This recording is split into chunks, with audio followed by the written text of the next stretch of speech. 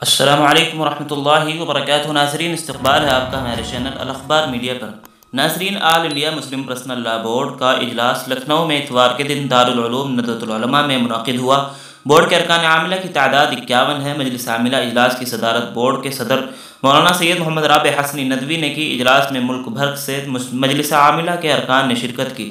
اس موقع پر بہت سے پہلوؤں پر تفصیلی گفتگو ہوئی، جن میں یونیفارم سول کوڈ اور ملک کے مختلف عدالتوں میں چل رہے مسلم پرسنل لاء سے متعلق مقدمات کا جائزہ لیا۔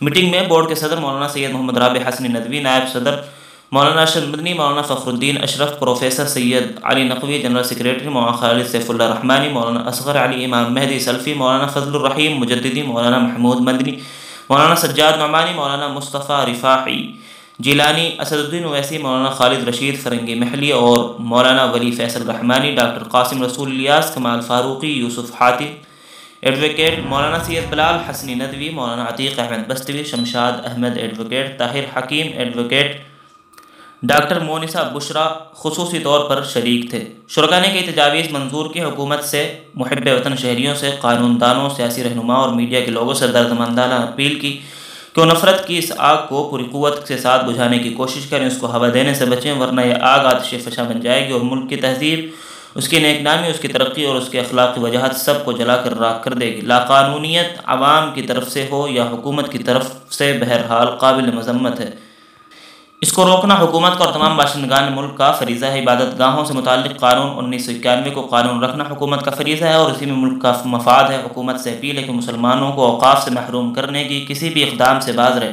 مسلمانوں کو چاہیے کہ وہ اپنے اوقاف کی حفاظت کی کوشش مقامی طور پر بھرپور کریں۔ آسام کی حکومت نے کم سنی کی شادیوں کے سلسلے میں مسلم خاندانوں کی گرفتاری کا جو آغاز کیا ہے وہ انتہائی قابل تشویش ہے۔ حکومت کو چاہیے کہ وہ سپریم کورٹ کا فیصلہ آنے تک کوئی اقدام نہ کرے۔ بورڈ کے اجلاس نے مسلمانوں کو متوجہ کیا کہ مسلمان ہونے کا مطلب اپنے آپ کو خدا تعالیٰ کے حوالے کرنا ہے، اس لیے یہ بحیثیت مسلمان ہم سب کا فریضہ ہے کہ ہم شریعت کے قانون پر عمل کریں، عورتوں کے ساتھ انصاف، بوڑھوں کے ساتھ حسن سلوک، شادی بیاہ میں فضول خرچی سے پرہیز اور سادگی کا لحاظ رکھیں، اپنے معاملات کو اپنے قاضیوں مذہبی رہنماؤں کے سامنے رکھ کر اپنے مسائل حل کریں، شریعت نے جن باتوں کو حرام اور گناہ قرار دیا ہے ان سے بچیں، چاہے قانون میں اس کی ممانعت نہ ہو، جیسے نشہ، نکاح کے بغیر مرد و عورت کا جسمانی تعلق، سود، ہم جنسی شوہر یا بیوی سے بے جا طریقے پر پیسہ وصول کرنا، طلاق کے بعد بیوی کو اپنے ساتھ رہنے پر مجبور کرنا، یہ ساری باتیں کسی مسلمان کو زیب نہیں دیتی اور نہ ملک کا قانون ہمیں ان پر مجبور کرتا ہے، چاہے قانون کسی خلاف شریعت بات کی اجازت دیتا ہو